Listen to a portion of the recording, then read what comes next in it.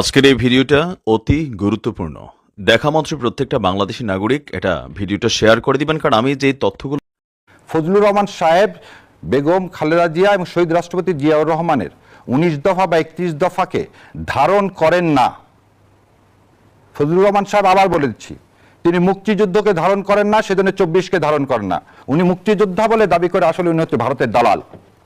উনি ভারতের আধিপত্যবাদকে দেশে প্রতিষ্ঠা করতে চান। শাহরিয়ার কবির, বাক স্বাধীনতাকে বলা হয় গণতন্ত্রের অংশ, কিন্তু সেটি যখন আসলে কুরুচিপূর্ণ মন্তব্য কিংবা চরিত্র হনন কিংবা অশ্রাব্য গালিগালাজে পরিণত হয়, তখন কি আর সেটি বাক স্বাধীনতা বলে আমরা যদি বলি দাবি করা যায় কিনা? ধন্যবাদ আপনাকে। আপনার মাধ্যমে আপনার টিভি সংস্থার দর্শকদের সালাম এবং শুভেচ্ছা, এবং আপনাদেরকে আসসালামু আলাইকুম রহমতুল্লাহ বারাকাতুহু। আমার ভাই তো অনেক কথা বললেন, উত্তর দিই। ফজলুর রহমান সাহেব যা বলছেন এটা মিথ্যাচার। মিথ্যাচার কি বাক স্বাধীনতা? নারীর প্রতি যেমন কোনো কুরুচিপূর্ণ কোনো কার্ড যেমন বাক স্বাধীনতা নয়, তেমন দাঁড়িয়ে থেকে মিথ্যা কথা বলাটা, মিথ্যা প্রতিশ্রুতি দেওয়াটা, সেটাও বোধহয় বাক স্বাধীনতার মধ্যে পড়ে না। এখন বাক স্বাধীনতা মানেটা কি? এটা জেইস মিল বলছে, liberty should be controlled, liberty should be controlled, otherwise you cannot enjoy the liberty. তাহলে ডেমোক্রেসি এনজয় করতে গেলে there is some sort of restriction. এই রেস্ট্রিকশন আপনাকে কোথায় দিচ্ছেন? সংবিধানের ৩য় পরিচ্ছেদে মৌলিক অধিকার, সেখানে দেওয়া হয়েছে। ভাইয়ের কথা থেকে দেখা গেল দুইটা দ্বিচারিতা আছে। একটা হচ্ছে চিফ হুইপ সাহেব বলছে যে আমার নামে কেউ বললে তাকে ছেড়ে দেওয়া হোক, তার মানে তার বিরুদ্ধে কেউ, তার সংসদের কোনো ভাষণের প্রতিবাদ কেউ করছে, তাকে তখন ছেড়ে দেওয়া হয়েছে। আমিও এর আগে বলছি, গভর্নমেন্ট অন টেস্টে আছে, অন টেস্টে আছে, জুলাই যোদ্ধাদেরকে ধরবে, ধরে ছেড়ে দিবে। কেন এই কাজগুলো করা হচ্ছে? যে অন টেস্ট কেন বললাম? যে যাতে একটা ত্রাসের একটা কিপ তৈরি হয়, একটা পরিস্থিতির সৃষ্টি হয়। সো আজকে দুইজনের কাছে কিন্তু এই কথা শুনলাম। একটা জাহিদুর রহমান সাহেব বলছেন যে ব্যবস্থা নেওয়া হবে, গতকালকে বোধহয় মাননীয় প্রধানমন্ত্রী বলছেন ব্যবস্থা নেওয়া হবে। সো সরকার থেকে যখন বলে ব্যবস্থা নেওয়া হবে, এবং আপনি প্রথমেই শুরু করতে বলছিলেন রাষ্ট্র, সমাজ না বিবেক, কে এটা নির্ধারণ করবে? এবং সংবিধানে বলা আছে আইনের মধ্যে থেকে তোমাকে বলতে হবে, যদি কোনো কথা আপনার রাষ্ট্রবিরোধী হয় তবে তাকে আপনি তুলে নিয়ে যেতে পারেন, তার বিরুদ্ধে আপনি প্রসিডিং ড্র করেন, মামলা করেন, তারপর নিয়ে যাবেন। যে হাসিনা ১৭ বছর যেটা করছে, সে একই কাজ আপনি ভোলায় ওই ছোট্ট একটা বাচ্চার মাকে রাত্রেবেলা তুলে নিয়ে গেলেন উইদাউট ওয়ারেন্ট। কিভাবে উইদাউট ওয়ারেন্ট কিভাবে তুলে নিয়ে গেলেন? এটা আপনাকে কে দিছে? এই ম্যান্ডেট দিল কে? আপনি একদিকে বলতেছেন গুম খুম হয়নি, আপনি গুম খুম যাতে হয় সেজন্য তো গুম খুমের আইনকে কি দিলেন না, সংসদে আনলেন না, বাতিল করে দিলেন।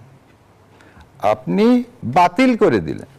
আপনি গতকালকে দেখলাম বললেন একজন যে জুলাই সনদ নিয়ে যারা বিভেদ সৃষ্টি করতে চাইবে তাদের বিরুদ্ধে ব্যবস্থা নেবে। তার মানে এখন আমি জুলাই সনদ নিয়েও কথা বলতে পারবো না। মুখে কষ্ট, হাত পা বেঁধে সাঁতরাতে বলেন না, পরিণাম ভালো না। ভাইও বললেন যে শাহরিয়ার ভাই যা ইচ্ছা তাই বলতেছেন, এবং ওখানে আর একটা কথা বলছেন, ফজলুর রহমান সাহেবরা যা বলছে তার উত্তর নাকি দিতে পারবো না। শোনেন, নির্বাচন তো হয়েছে ইঞ্জিনিয়ারিংয়ের মাধ্যমে, অতএব বেছে বেছে তো যাকে যাকে নেওয়া সংসদে নিছেন, যাদেরকে নেওয়ার না তাদেরকে নেননি। এবং মাননীয় বিরোধী দলীয় নেতা সেজন্যই বলছেন সোহরাওয়ার্দী উদ্যানে যে যদি নির্বাচন সুষ্ঠুই হয় তাহলে তো ওই ম্যাকিয়াভেলির মতো ১০০ বার বলতে হবে না নির্বাচন সুষ্ঠু হয়েছে, নির্বাচন সুষ্ঠু হয়েছে। সো এখন ফজলুর রহমান সাহেব কি বললেন? ফজলুর রহমান সাহেব কেন বলতে পারেন না যিনি ছাত্রলীগ থেকে আসছেন, এখনো ওনার উপরে সে আওয়ামী লীগের প্রেতাত্মা ভর করে আছে? ফজলুর রহমান সাহেব বেগম খালেদা জিয়া এবং শহীদ রাষ্ট্রপতি জিয়াউর রহমানের ১৯ দফা বা ৩১ দফাকে ধারণ করেন না। ফজলুর রহমান সাহেব আবার বলে দিচ্ছি, তিনি মুক্তিযুদ্ধকে ধারণ করেন না, সেজন্য ২৪কে ধারণ করেন না। উনি মুক্তিযোদ্ধা বলে দাবি করে আসলে উনি হচ্ছে ভারতের দালাল। উনি ভারতের আধিপত্যবাদকে দেশে প্রতিষ্ঠা করতে চান।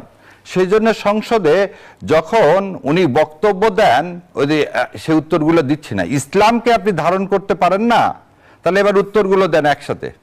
বাংলাদেশকে ইউনাইটেড নেশনে 72 সালে কেন সেদিন মেম্বারশিপ দেওয়া হয়নি?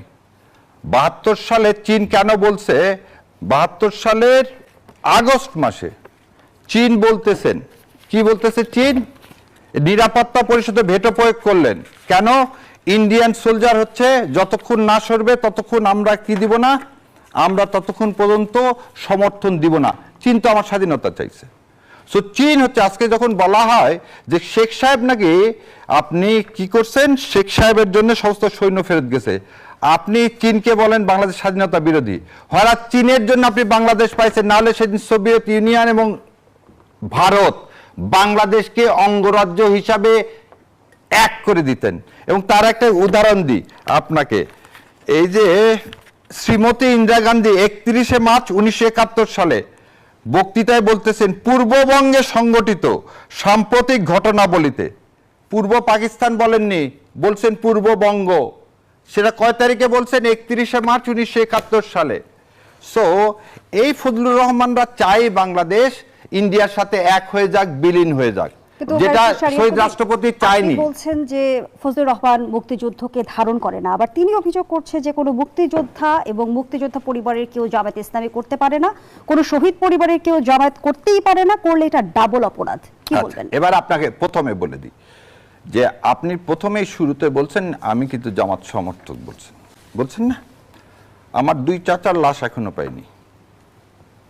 আমার 2 মামা শহীদ হয়েছে যাদের লাশ আমরা পাইনি। তাহলে আমি এমন এক পরিবার থেকে আসছি যে পরিবারে, এবং আমার বাবা মার বিয়ের কারণটাই ছিল আমার 2 চাচা আর মামারা বন্ধু ছিলেন, সেই জন্যই 2 পরিবারের মধ্যে বিয়ে হয় 72 সালে।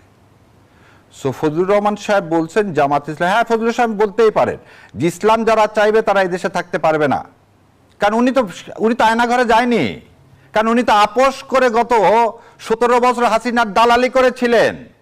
আমরা ফজলুর রহমান সাহেবের কিশোরগঞ্জের ঘটনা জানি না? উনি ছাত্রলীগ থেকে এসছেন, কিন্তু উনি তো কোনদিন সেজন্য বলছে জিয়াউর রহমানকে ধারণ করেন না। উনি তো চিৎকার করে বলতে পারেননি যে বাংলাদেশ আজ পর্যন্ত ভারতে আধিপত্যবাদ মুক্ত হয়নি।